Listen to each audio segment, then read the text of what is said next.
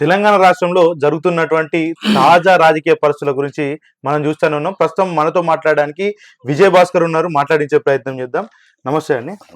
తెలంగాణ రాష్ట్రంలో జరుగుతున్నటువంటి తాజా రాజకీయ పరిణామాలు చూస్తూనే ఉన్నాం. ముఖ్యంగా తెలంగాణ రాష్ట్రంలో కాంగ్రెస్ ప్రభుత్వం చాలా గొప్పగా పరిపాలిస్తున్నామని చెప్తా ఉంది. నిజంగానే అలాంటి పరిస్థితులు ఉన్నాయి అనుకోవచ్చా? అన్న వాస్తవంగా అయితే మరి తను ఒక్క మాట చెప్పాల. ఉమ్,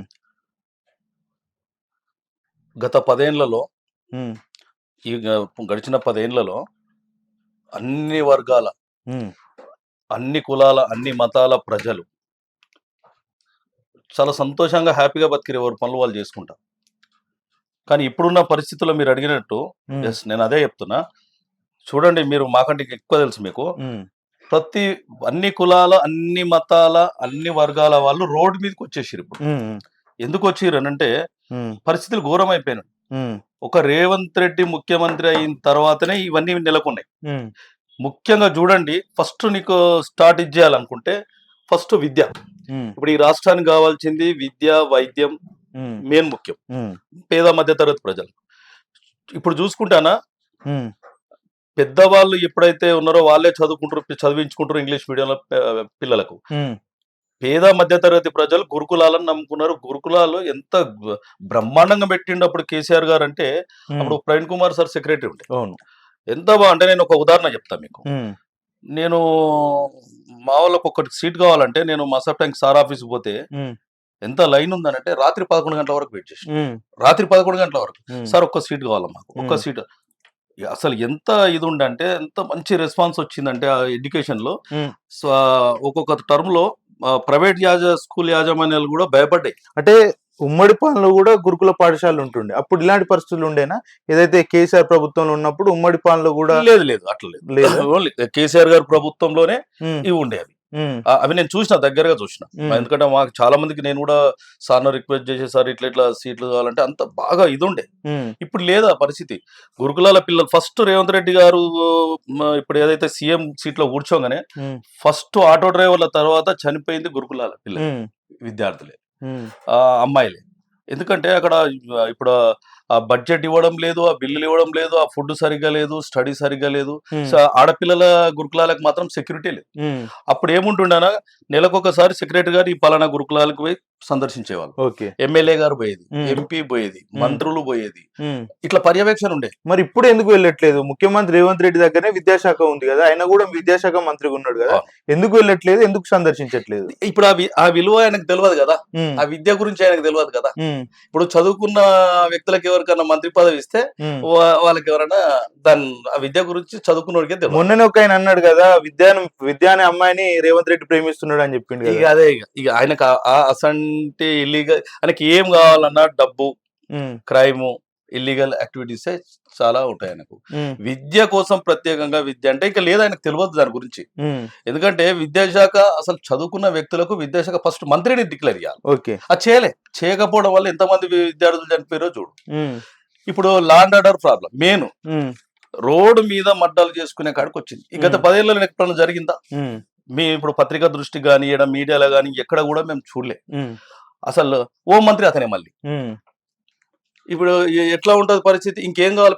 ప్రజలు అనేవాళ్ళు మొత్తం రోడ్డు మీదకి వచ్చేసిర్రు. ఉమ్, ఎట్లా ఘోరమైన పరిస్థితి. ఉమ్, డబ్బు లేదు ఎవరి దగ్గర, ఉమ్, ఎవరి దగ్గర ఇప్పుడు ఏదున్నా బిజినెస్ లేదు, అవును. ఏమి లేదు. ఇంకా ఉమ్, ఏమున్నా కుట్క సావాలా, ఎవరి దగ్గర ఎవడన్నా ఉంటే గుంజుకొని అంటే అట్లా యూపీ బీహార్ టైప్ అయిపోయింది.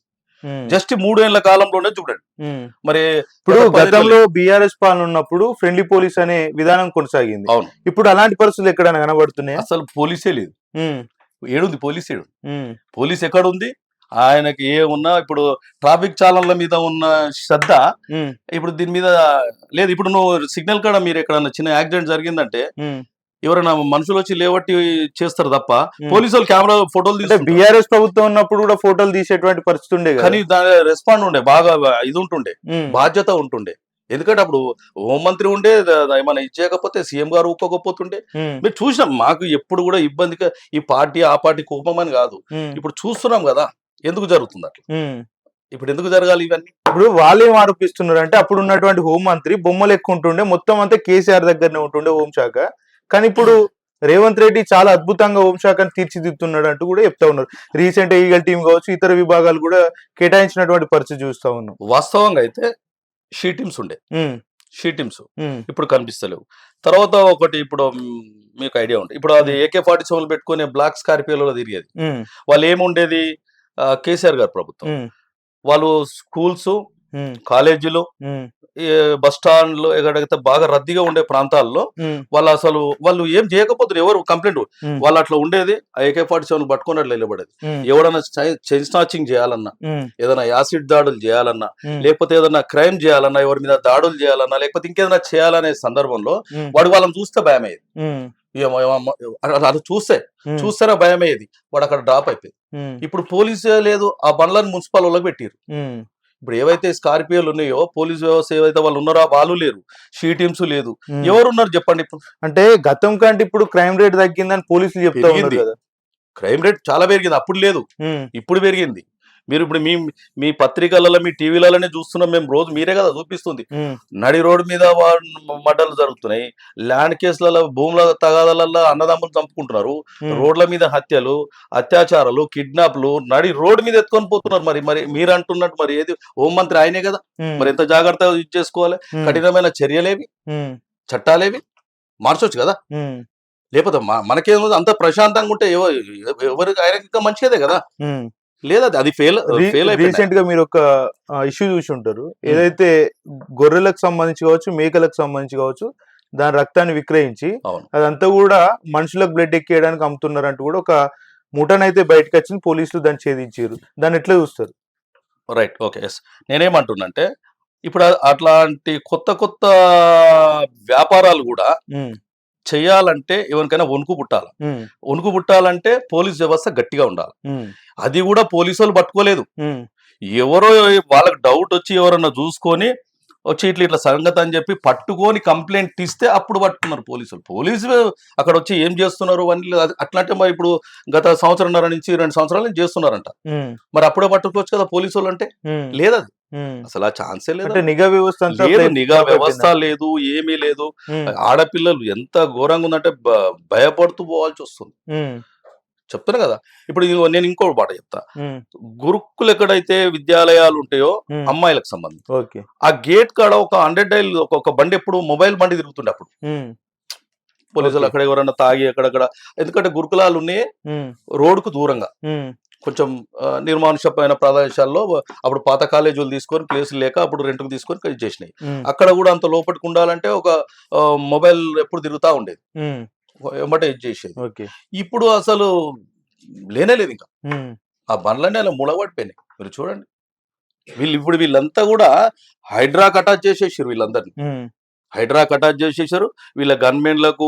ఇప్పుడు అంతేందుకు అనవసరమైన, ఇప్పుడు పోలీస్ వ్యవస్థ మొత్తం గన్మెన్లు, ఈ గన్మెన్లన్నా పోలీసులే. ఉమ్, వీళ్ళంతా ఎవరికి, ఇప్పుడు సపోజ్ ఇప్పుడు సీఎం అన్నదమ్ములు ఉన్నారు, ఉమ్, ప్రతి ఒక్కరికి గన్మెన్లు ఉన్నారు, ఉమ్.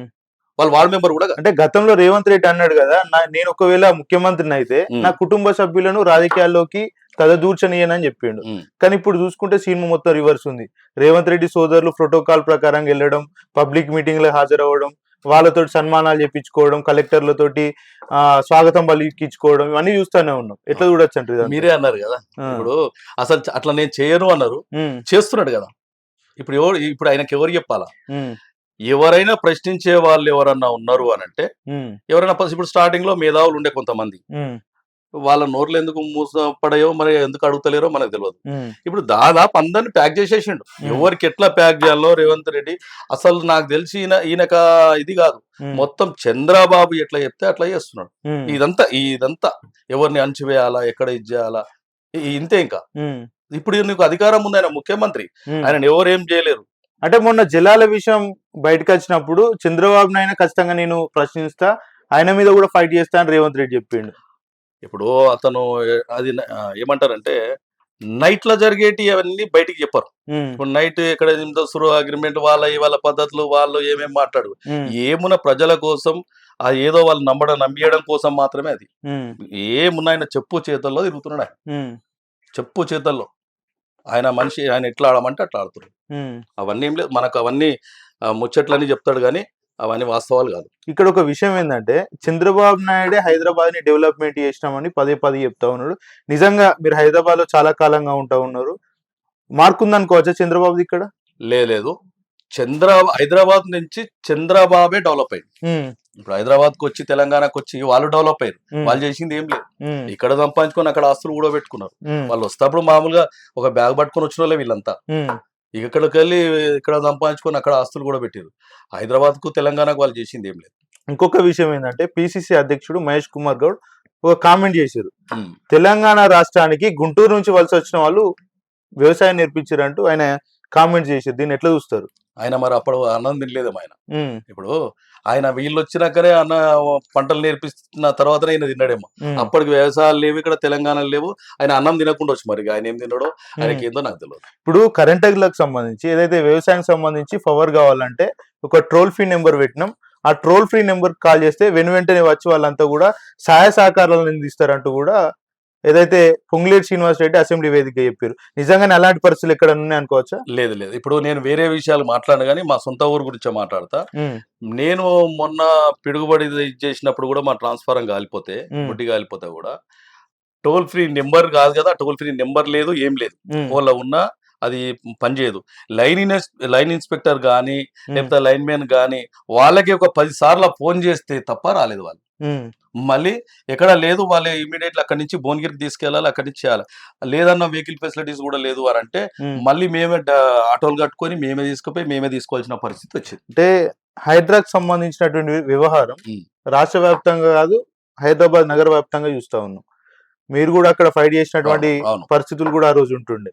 అసలు హైడ్రా అనేది ప్రజలకు ఏమన్నా కొద్దిగా ఉపయోగపడేటువంటి పరిస్థితులు ఎక్కడ కనబడుతున్నాయి? లేదన్న, ఇది మొత్తం దాన్ని హైడ్రా తెచ్చిందే పేదలను తొక్కడానికి, పేదల ఆస్తులను ధ్వంసం చేయడానికి, వాళ్ళ జీవితాలు నాశనం చేయడానికి తప్ప ఓన్లీ వాళ్ళ పెద్దలకే పనికొస్తుంది.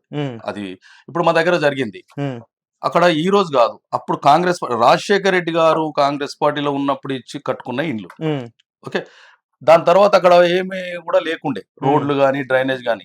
అప్పుడు ఏం చేసిండు ఆయన, అన్ని ఏం లేకున్నప్పుడు సరే జాగాలు ఇచ్చిండు, కట్టుకోమన్నాడు. కేసీఆర్ గారు వచ్చిన తర్వాత రోడ్స్ వేసిండు, కరెంటు, ఫ్రీ వాటర్, అక్కడ అంతా మురికి వాడాది, పేదవాళ్ళు ఉండే నివసించే ఏరియా. ఇప్పుడు మళ్ళీ కాంగ్రెస్ వచ్చింది, నువ్వు అక్కడ ఇంకా ఖాళీ ప్లేస్లు ఎవరన్నా రెగ్యులర్ రూములు ఉన్న వాళ్ళు ఇందిరా మిల్లు కట్టుకో అని చెప్పేసి ఇంకేదైనా నువ్వు సపోర్ట్ చేయాల్సింది పోయి మొత్తం జేసీబీలు తీసుకొని వచ్చి తీసేస్తామంటే ఇంకెట్లా? మరి మీ ప్రభుత్వం అంటే ఇప్పుడు రేవంత్ రెడ్డి పదే చెప్తా ఉంటాడు, నేను రాజశేఖర్ రెడ్డిని ఆదర్శంగా తీసుకొని పాలన కొనసాగిస్తున్నా అని చెప్తా ఉన్నాడు. మరి రాజశేఖర్ రెడ్డి కట్టించినటువంటి ఇందిరా మిల్లనే బుల్డోజర్లతో కూల్చి వేపిస్తా ఉన్నాడు. ఎట్లా చూడొచ్చు? మేము అదే కదా బాధపడేది. కాంగ్రెస్ పార్టీ ఉన్నప్పుడు, రాజశేఖర రెడ్డి గారు ఉన్నప్పుడు ఇచ్చిన ఇండ్లు, మరి వాళ్ళు అంత మంచి నాయకులు ఉన్నారు, అంత మంచిగా పేదలకు సేవ చేయాలని వచ్చిన నాయకులు, వాళ్ళు కూర్చున్న సీట్లో నువ్వు కూర్చున్నావు, ఇంతకంటే కేసీఆర్ గారి కంటే రాజశేఖర రెడ్డి గారి కంటే బెటర్ గా నువ్వేదన్నా చేస్తావేమో అనుకుని నమ్మినాం కదా ప్రజలం. మరి నువ్వేందు అసలు నువ్వు వాళ్ళని చేస్తే సరే, వాళ్ళకి ఏదైనా మేలు చేయకపోతే చేయకపో, సరే వదిలే. వాళ్ళు ఇండ్లను మొత్తం వాళ్ళు నివసించిన ఇండ్లను కూడా గూడ్లు ఇలా తీసేస్తే ఎట్లా? మల్లపూర్ డివిజన్ లో మీరు ఆ రోజు బుల్డోజర్లకు అడ్డం పడి చాలా గట్టిగా స్లోగన్స్ ఇవ్వడం అందరు కూడా చూసి చాలా వరకు కూడా బాధపడ్డటువంటి తరుణం అది. అసలు ఏం జరిగింది ఆ రోజు? వాస్తవంగా ఆ రోజు ఉదయం నుంచే స్టార్ట్ అయిపోయింది. ఎవరు కూడా అందరు పొద్దున్న లేస్తే పనులకి వెళ్ళేటోళ్ళు, జీవనాది పనులు చేసుకునేటోళ్ళు. ఈ బండ్లు అంటే ఏదన్నా ఉంటే అక్కడ గ్రౌండ్ ఉంటది, తర్వాత కొంచెం నిర్మానుష్యంగా ఉంటది, చెట్లు ఉంటాయి, అవి తీయడానికి వచ్చింది అనుకున్నాం. వాస్తవంగా పెట్టడమే, జేసీబీలు పెట్టడమే ఇండ్ల మీద. ఘోరమైన పరిస్థితి అన్న.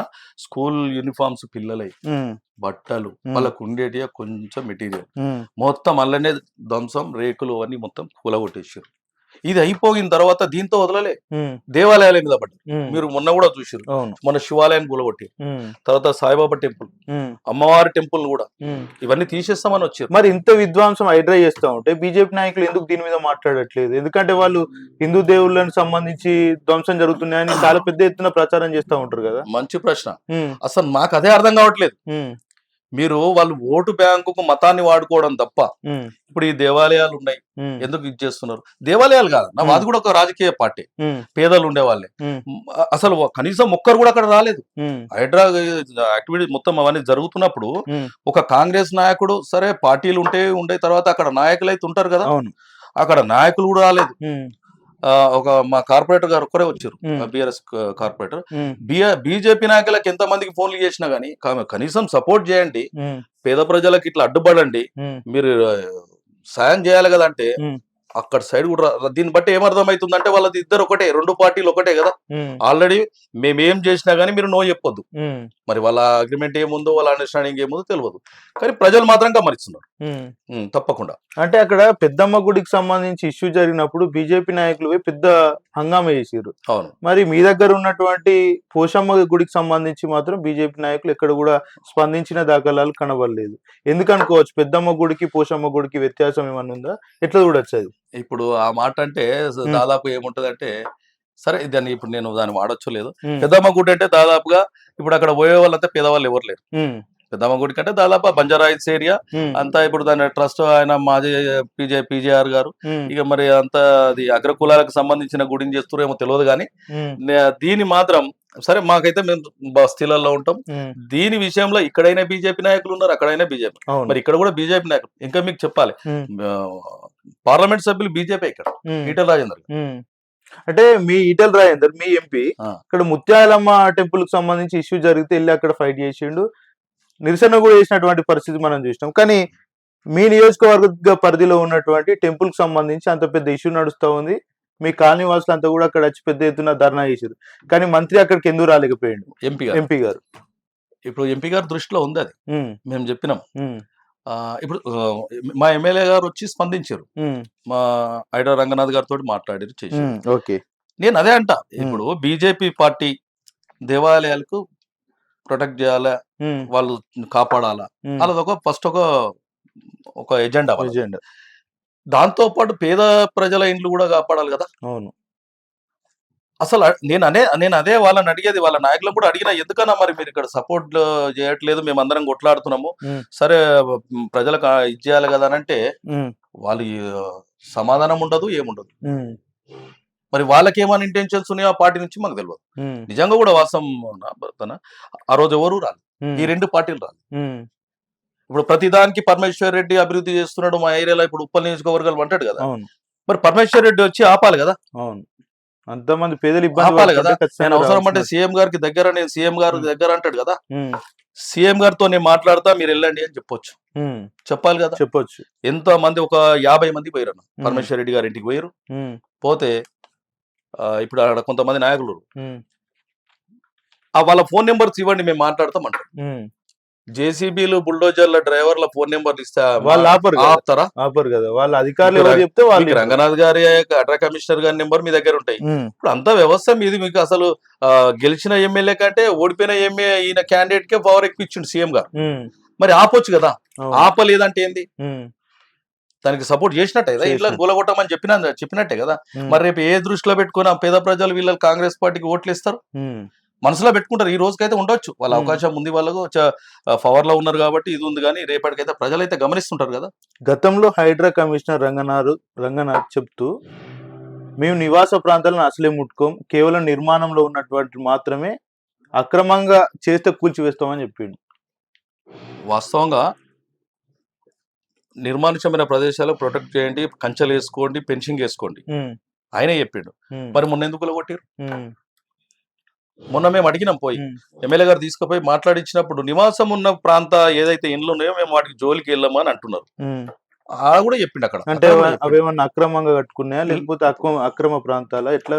అక్రమంగా అయితే మీటర్ ఎట్లా వస్తుంది, రిజిస్ట్రేషన్లు ఎట్లయితాయి, తర్వాత నీకు వాటర్ కనెక్షన్ ఎట్లుంటది, ప్రతిదీ ఒక అప్లై చేయాలంటే నువ్వు వాటర్ కనెక్షన్ అప్లై చేయాలంటే ఎన్ని అడుగుతాడు, మనం ఎన్ని చూపించాల్సి వస్తుంది. మరి ఇవన్నీ ఎవరు అక్రమం అంటే? వాళ్ళు కూడా మరి అక్రమద ఆఫీసర్లేనా ఇచ్చింది?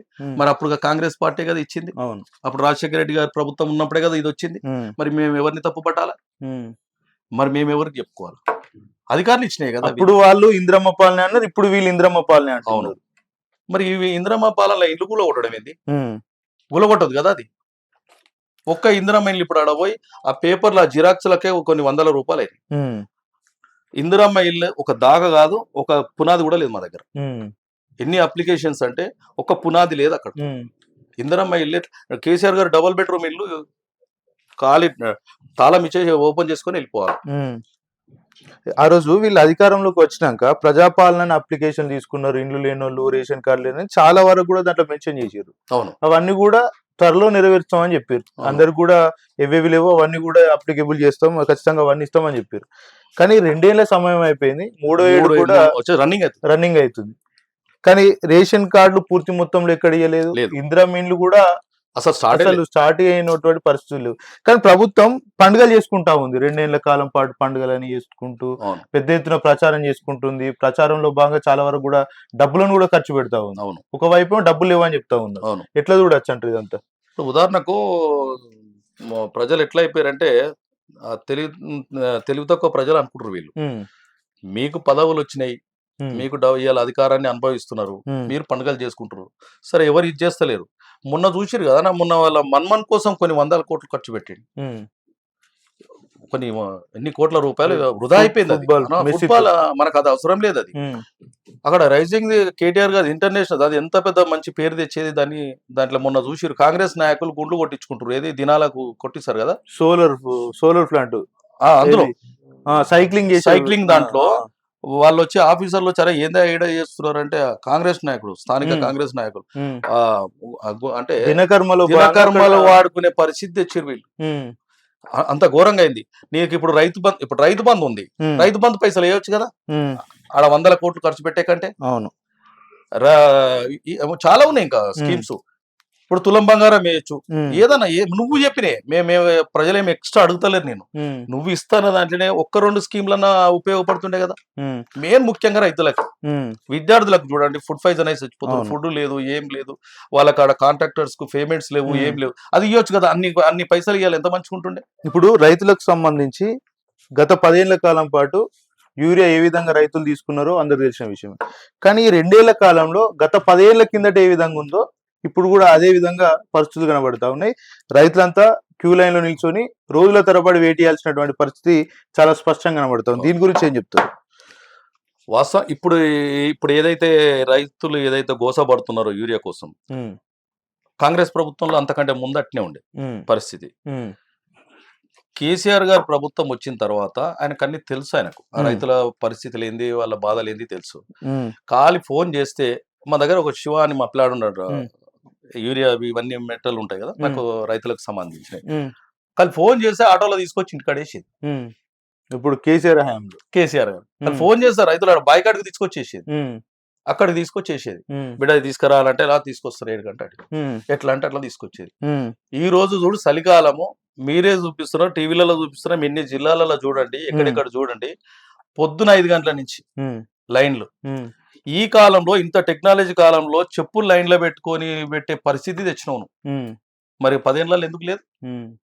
రైతులకు యాప్ అంటే వాళ్ళకి ఏం తెలుసు? ఇప్పుడు అంటారు కొంతమంది మూర్ఖులు అంటారు, ఫేస్బుక్ వాట్సాప్ వాడుతున్నారు, రైతులకు చేతులలో కూడా ఉందంటే ఆ దద్దమ్మలకు ఇంత కూడా బుద్ధి లేదు. రైతులు ఏంది చిన్న చిన్న ఫోన్లు పెట్టుకొని తిరుగుతున్నారు. యాప్లు ఏమేరక వాళ్ళకు? అసలు యూరియా బస్తాలే లేవు అక్కడ, షాప్లలో యూరియా లేదు. ఇక యాప్లు ఏం తెలుసు వాళ్ళకు? టెక్నాలజీ అంటే తెలిసినా కూడా యాపిల్ పని చేస్తలేవు అని రైతులు చెప్తున్నారు. లేదు సరే, ఇది అనుకుందాం. ఒకవేళ తెలిసిన వాళ్ళు కూడా యాపిల్ పని చేస్తలేవు అని చెప్తున్నారు. అవి చక్కగా పని చేస్తలేవు, ఓకాడ చూపిస్తుంది కదా. మరి అది టెక్నాలజీ వాళ్ళకి ఏమేరక తెలియదు కదా. ఇప్పుడు వాళ్ళ పిల్లలు అంటే చదువుకున్నారు కాబట్టి కొంచెం తెలుసు కాబట్టి ఇచ్చేస్తారు. వాళ్ళకి ఏమో తెలుసు. కానీ ఫోన్ చేసి ఒక నెంబర్ కొట్టి యూరియా తీసుకురా అని అంటారు. ఆ రోజు బీఆర్ఎస్ ప్రభుత్వం ఉన్నప్పుడు కేంద్రం నుంచే యూరియా వచ్చింది. అవును, ఇప్పుడు కూడా అదే కేంద్రం నుంచి యూరియా వస్తుంది. మరి ఎందుకంటే రేవంత్ రెడ్డి కూడా పదే ఇది మోడీ నా పెద్దన్న అని చెప్తా ఉంటాడు. మరి పెద్దన్న అంత సత్సంబంధాలు ఉన్నప్పుడు యూరియా కొరత ఎందుకు ఏర్పడుతుంది? మోడీ గారిని ఎప్పుడన్నా రేవంత్ రెడ్డి గారు సీఎం హోదాలో కలిసిండు అని అంటే ఆయన రాజకీయ ప్రయోజనాల కోసమే తప్ప ఈ రాష్ట్ర ప్రయోజనాల కోసం ఏ రోజు కూడా ఆయన దగ్గర ఏది కూడా విషయం చెప్పలేదు ఆయనకు. మాకేమైనా ఇట్లా డబ్బులు అవసరం ఉంది, మాకు నిధులు అవసరం ఉన్నాయి, యూరియా అవసరం ఉంది, మీ సెంట్రల్ నుంచి ఏవైతే మాకు వచ్చే నిధులు ఏవైతే ఉన్నాయో ఇంకేదన్నా ఉంటాయో అవన్నీ మాకు రావాలని ఏ రోజు అడగలేదు. ఆయన సొంత స్వలాభం కోసం, సొంత రాజకీయం కోసం మాత్రమే ఆయన వెళ్ళి. ఇప్పుడు ముఖ్యమంత్రి రేవంత్ రెడ్డి 62 సార్లకు పైగా ఢిల్లీకి వెళ్ళిండు, కానీ రాష్ట్రంలో ఉన్నటువంటి సమస్యలు ఇవి కూడా పరిష్కారం కాలేదు. కేంద్రం నుంచి నిధులు అవ్వట్లేదు అనుకుంటూ కూడా కాంగ్రెస్ పార్టీ నేతలు చెప్తా ఉన్నారు. అవును, ఎట్లా చూడొచ్చు అంటారు? ఎందుకంటే రేవంత్ రెడ్డి ప్రజాధనంతో ఢిల్లీకి వెళ్తా ఉన్నారు. నేను అదే చెప్తున్నానా, మేము ఒకటే అంటే నేను ఇది ఒకటి చెప్పాలి కాబట్టి చెప్తున్నా. కేసీఆర్ గారు తన సొంత నియోజకవర్గానికి గజ్వేల్కి పోతే ఆ రోజు వీళ్ళంతా ఏం మొరిగిర్రంటే ప్రజాధనం వృధా చేస్తున్నాడు, ఫామ్ హౌస్ కు హైదరాబాద్ కు తిరగడానికే సరిపోతుంది, ఇదంతా డబ్బులు వేస్ట్ చేస్తున్నాడు అని అన్నారు. ఆయన కాన్స్టిట్యున్సీకి, ఆయన ఊరికి, ఆయన తెలంగాణ ఉన్న పక్క 60 కిలోమీటర్ల పక్కకు పోతేనే మీరు ఇన్ని అన్నారు, ఎప్పుడో 5 నెలలకు ఒకసారి పోతున్నాయి. మరి ఇప్పుడు ఈ 63 సార్లు పోయిండు. ఈ మొరిగే కుక్కలకే నేను చెప్తున్నా, మీ ద్వారా చెప్తున్నాను. మరి ఇప్పుడు ఎంత నిధులు వేస్ట్ అవుతున్నాయి, దుర్వినియోగం అవుతున్నది. నువ్వు ఒక్కసారి ఢిల్లీకి పోయి వస్తే ఆ డబ్బులు ఒక స్కీమ్ కు పనికొస్తాయి, దేనికో దానికి పనికొస్తాయి. మరి మీరు ఇప్పుడు ఎవరి పైసలతో పోతున్నావు? ఇది తెలంగాణ ప్రజలది కాదా? ఒక రోజు మీకు గుర్తుందో లేదు, నేను చెప్తా. ఎవరు ఇంటర్వ్యూ తీసుకున్నారు అప్పుడు రేవంత్ రెడ్డి గారు, మీరంతా సొంత డబ్బులతో పెడతారు. నాకేం అవసరం అండి సొంత డబ్బులు, నాకు పెట్టడానికి రూపాయి కూడా పెట్టను అన్నాడు. నా సొంత డబ్బులు రాజకీయాలకు నేను రూపాయి ఖర్చు చేయ, నాకేం అవసరం అన్నాడు. ప్రభుత్వ డబ్బులే అంటే వాస్తవంగా చెప్పాలంటే రేవంత్ రెడ్డి క్లారిటీగానే ఉన్నాడు, క్లియర్ గా ఉన్నాడు. కానీ ప్రజలు కూడా క్లియర్ గా ఉన్నారు, అర్థం చేసుకుంటారు. ఈ మధ్యలో కొంతమంది సృష్టించేటోళ్ళే ప్రజలను నాగం చేస్తారు, తప్పుదో పట్టిస్తారు. ఇప్పుడు రాష్ట్ర ఖజానా కాలైపోయిందని చెప్తా ఉన్నారు. మరో పక్క చూసుకుంటే మంత్రులు హెలికాప్టర్ లేని పర్యటన చేస్తారు ఇక్కడ కూడా. డబ్బులు లేకుంటే ఈ పర్యటనలు కావచ్చు, విదేశీ పర్యటనలు కావచ్చు, ఎట్లా చేస్తున్నారు అనుకోవచ్చు. వాళ్ళ సొంత నిధులు ఏమైనా యూజ్ చేసుకుంటున్నారా? వాళ్ళకు ఇంట్లో నుంచి ఏమైనా డబ్బులు లేదు, వాళ్ళ సొంత నిధులు రూపాయి లేదు. ఇంకా చాలా ఖర్చు పెట్టేసుకున్నారు, చాలా దాచుకున్నారు, దోసుకున్నారు. కేసీఆర్ గారు ఏ రోజైతే అప్పుడు అంటే ఈ ఖర్చులు ఉండొద్దు అని ఎప్పుడైతే ఈ హెలికాప్టర్ అప్పుడు ఎవరు ఎక్కిరు, ఎంత ఎమర్జెన్సీ అవసరం వస్తే తప్ప వాడకపోయేది. పక్క జిల్లాకు పోనీ ఇప్పుడు హెలికాప్టర్లు వాడుతాం. మరి ఇప్పుడు డబ్బులు లేవంటారు. ఎక్కడ కేసీఆర్ గారు అన్ని సమకూర్చి పెట్టిపోయిండు, అన్ని ఆయన పాపం ఆయన ఏం చేసిండో అన్ని సమకూర్చి పెట్టిపోయిండు. పరిపాలించే సాధన అవుతలేదు వీళ్ళకు, సరిగ్గా పరిపాలించడానికి లేదు, అర్థమవుతుంది వీళ్ళకు. చూస్తుంటే 3 ఏళ్ళు వచ్చేసినాయి. ఇప్పుడు స్కూల్, ఇప్పుడు మోడల్ స్కూల్సా, integrated school, international standard integrated school ఏది? ఇప్పుడు ఒక్కడి వరకు ఇక్కడ పునాది తీయలే, ప్రభుత్వ స్థలాలు మొత్తం అమ్ముతున్నావు, నీకు ఇంకా నువ్వు ఏడగట్టిస్తావు. ఇప్పుడు ప్రైవేట్ లో కేసీఆర్ గారు అయితే కాలేజీలు తీసుకొని రన్ చేస్తున్నాడో గురుకులాలు, వాళ్ళకు నువ్వు నెలనే ఇప్పుడు వాళ్ళకి బిల్లులు ఉంటాయి, అద్దె బిల్లులు ఉంటాయి, అద్దె బిల్లులు ఇవ్వట్లేదు. ఇప్పుడు అదే వాళ్ళు వెళ్ళిపోయి కాల్ చేయమంటారు వాళ్ళంతా. ఇప్పుడు ఈ పిల్లల భవిష్యత్తు ఏంది? మరి మీ మీ మీ ఖర్చు ఏదైతే వృధా ఖర్చు ఉందో తగ్గించుకుంటే ఇవన్నీ వేసుకోవచ్చు కదా. ఇప్పుడు ప్రైవేట్ స్కూల్ యాజమాన్యం విచ్చలవిడిగా ఇచ్చేస్తున్నారు.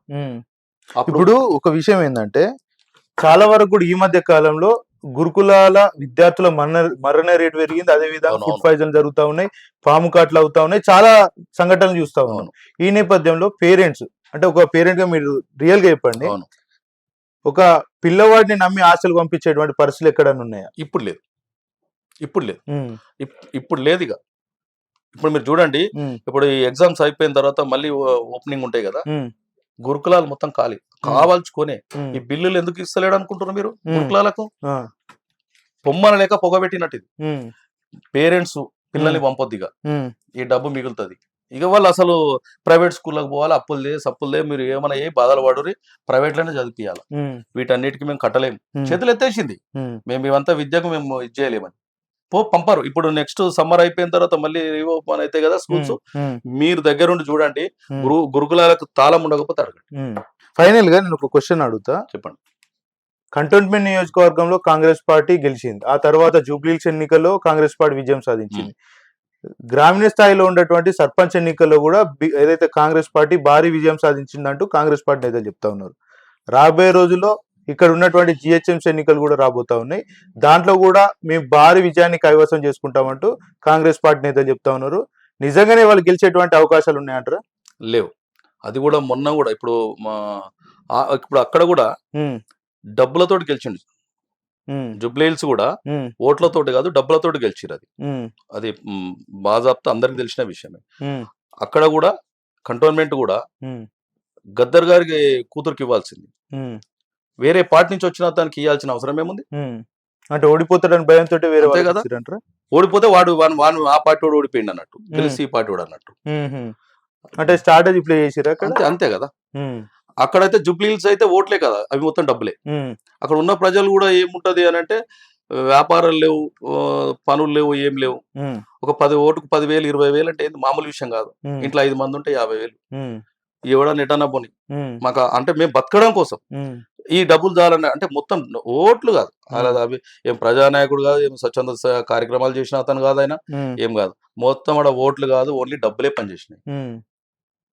అంతే. మరి సర్పంచ్ ఎన్నికల్లో 70% మాకే మేము నిలబెట్టిన అభ్యర్థి అన్న గెలిచిన మీరు చూడండి, లాస్ట్ టైం కేసీఆర్ గారు ప్రభుత్వం ఉన్నప్పుడు అధికార పార్టీకి 90% ఉంటుంది అన్న, దాదాపు స్థానిక ఎలక్షన్లు 90% ఉంటుంది.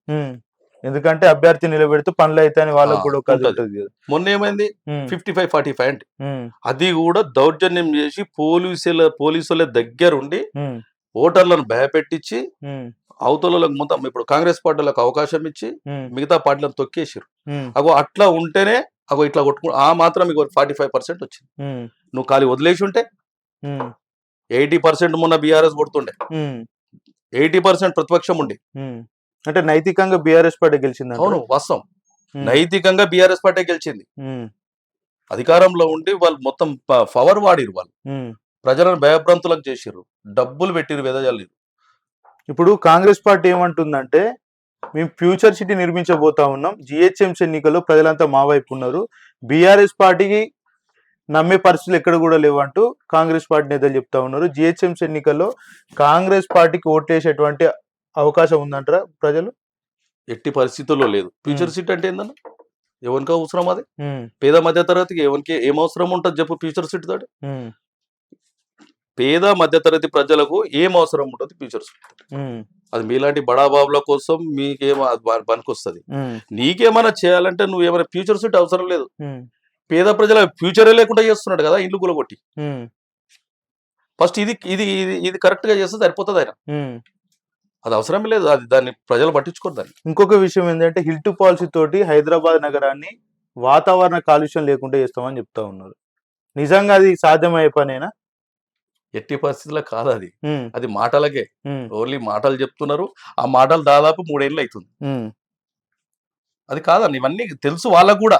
ఓకే, ఫైనల్ గా చెప్పండి, ప్రభుత్వానికి మీరు ఏం చెప్పదలుచుకున్నారు? ఇప్పటికైనా ఇప్పుడున్న 2 ఏళ్ల కాలంలో కూడా ముఖ్యంగా విద్య, వైద్యం మెయిన్ ముఖ్యం.